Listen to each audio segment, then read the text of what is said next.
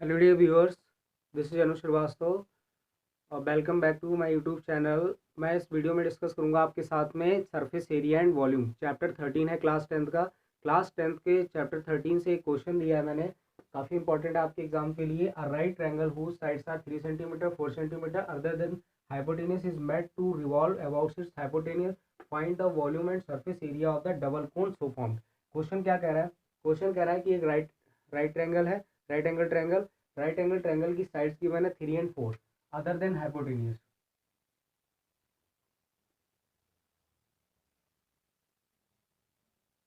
ठीक, तो ये 3 हो गई, ये 4 हो गई। अब क्या कह रहा है? अदर देन हाइपोटेन्यूज, यानी इसकी हाइपोटेन्यूज हो गई टोटल 5, ये हो गई 5 सेंटीमीटर।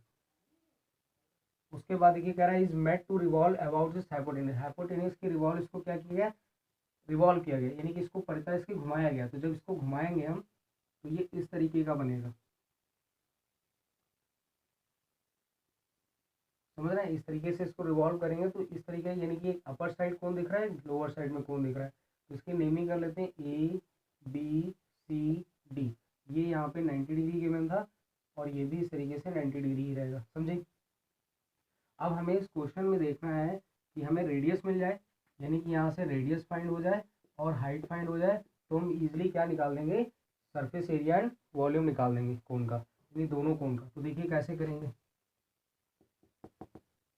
पहले हम अगर देखें इन ट्रायंगल ए बी सी, सबसे पहले हाइपोटेन्यूज कैलकुलेट करेंगे। तो आपको पता है क्या होगा? A B square plus B C square is equal to A C square. A B कितना है यहाँ पे गिवन है? 3 square plus 4 square is equal to A C square.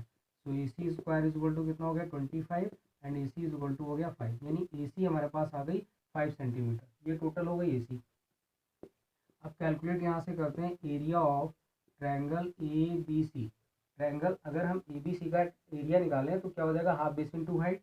तो हाफ बेस कितना है? 4 और हाइट है 3, 2 2 जा, तो ये हो गया 6 सेंटीमीटर स्क्वायर। अब देखिए ये जो ट्रायंगल बना हुआ है, इस ट्रायंगल की बात करें तो इसका एरिया तो बेस इंटू हाइट से कर लिया। अगर यहाँ से परपेंडिकुलर ड्रा कर लिया जाए तो ये परपेंडिकुलर, ये डिस्टेंस हमें मिल जाएगी।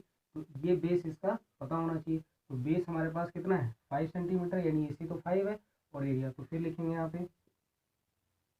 Area of triangle A B C half base. अब इसके लिए बेस कौन सा होगा? ये परपेंडिकुलर ड्रा कर रहे हैं, यहाँ पे लिख लेंगे सिंस बी, इसको पॉइंट को दे देता हूँ मैं O, B O perpendicular on B C. तो इस कंडीशन में क्या हो जाएगा? हाफ बेस, बेस यहाँ पे कितना है? ए सी, और हाइट यहाँ पे कितनी में लटकी है? O B. ओके, अब ए सी कितना है यहाँ पर? हाफ ए सी है 5 इंटू ओ बी। और एरिया देखिए, area of triangle O B C निकाल चुके हैं, वो है 6। तो यहाँ से जब कैलकुलेट करेंगे तो O B is equal to आ जाएगा 12/5 सेंटीमीटर, यानी हमें यहाँ से रेडियस पता चल गई। अब देखें, अब अगर हम इस ट्रायंगल में आए तो ये आपको पता होता है कि कोण अगर इस तरीके से बना हुआ है तो ये इस पर परपेंडिकुलर होती है। क्या होती है? परपेंडिकुलर। तो ये परपेंडिकुलर है, ये हमारे पास पता है 3 है। ओके, ये 3 है। और इस वाले लेंथ की बात करें, ये जो गिवन है ओ बी, ओ बी हम लोगों ने इतना कैलकुलेट कर रखा है। या फिर ओ डी की बात करें, इधर देख लीजिए, तो आपको हाइट निकालनी ओ ए। तो ओ ए अगर निकालना है मुझे, ओ ए, तो देखिए ओ ए यानी कि ये 90 डिग्री, इसके जस्ट हाइपोटेनियस, यानी O A square is equal to हो जाएगा A B square minus hypotenuse minus base square. तो A B square, A B हमारे पास कितना है? 3, 3 का स्क्वायर 9 हो गया। ओ बी का स्क्वायर 144 और अपॉन में 5 का स्क्वायर 25। इसकी मल्टीप्लाई करेंगे, 25 9 जा 9 5 जा 45, 2 4 कैरी 9 2 जा 18 4, यानी 225 माइनस 144 अपॉन 25। इसको माइनस करेंगे तो ये 81 अपॉन 25 हो गया। तो यहाँ से ओ ए इज इक्वल टू, अगर हम निकालें स्क्वायर हटा दें, तो ये हो गया 9/5 सेंटीमीटर, यानी हमें ओ ए भी पता चल गई 9/5। ठीक, इतनी बात समझे? तो इसके लिए रेडियस भी आ गई, इसके लिए हाइट आ गई। अब इसकी बात करते हैं, रेडियस तो दोनों के लिए सेम, इसकी हाइट की बात कर लेते हैं।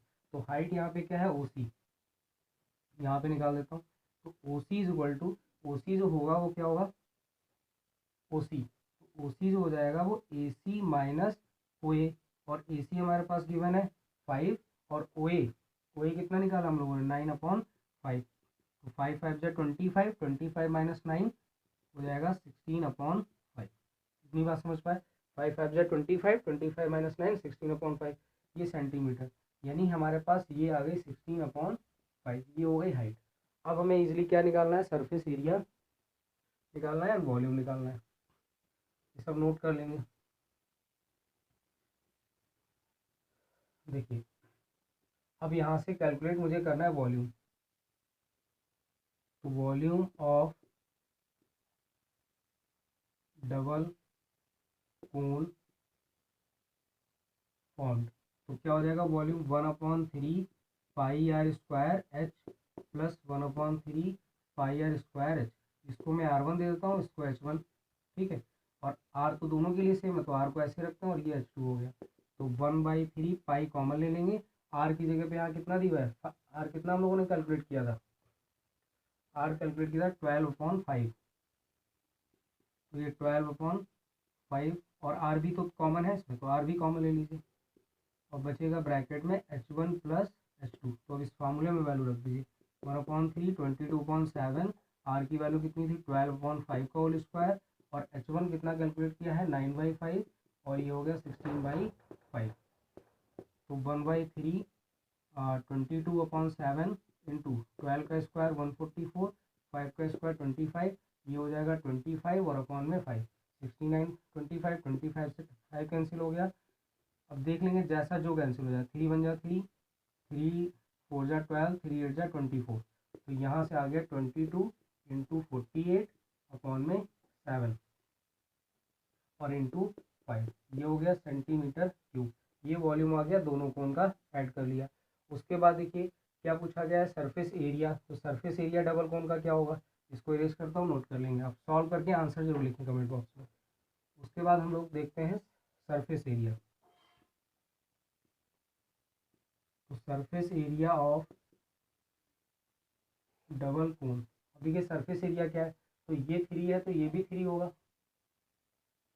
सॉरी ये 4 हो जाएगा। तो इस वाले के लिए पाई आर लगाएंगे, पहले वाले के लिए क्या लगाएंगे पाई आर एल, और दूसरे वाले के लिए भी पाई आर एल, यानी L1 और L2 की स्लैंट हाइट चेंज हो रही है।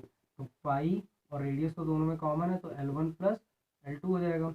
पाई की वैल्यू 22/7, रेडियस यहाँ पे हम लोगों ने 12/5 कैलकुलेट किया है, और L1 कितना है 3 और L2 कितना है 4। तो 22/7 12/5 और 3 4 7, तो 7 से 7 कैंसिल हो गया, 12 2 24, 2 कैरी, और 12 2 24 एंड 26/5 सेंटीमीटर स्क्वायर। ये एरिया आ गया surface area of the double cone. ठीक है, तो क्वेश्चन समझ आया, अच्छा क्वेश्चन है एग्जाम के लिए। CBSE बोर्ड की आप प्रिपरेशन कर रहे हो, यूपी बोर्ड एग्जाम की प्रिपरेशन कर रहे हो, SSC बोर्ड के लिए, तो क्वेश्चन पूछने के मोस्ट प्रॉब्ली चांसेस हैं इस बार बोर्ड में। तो अगर वीडियो अच्छा लगा हो तो वीडियो को लाइक कर दें और चैनल को सब्सक्राइब करना बिल्कुल ना भूलें। Thank you everyone.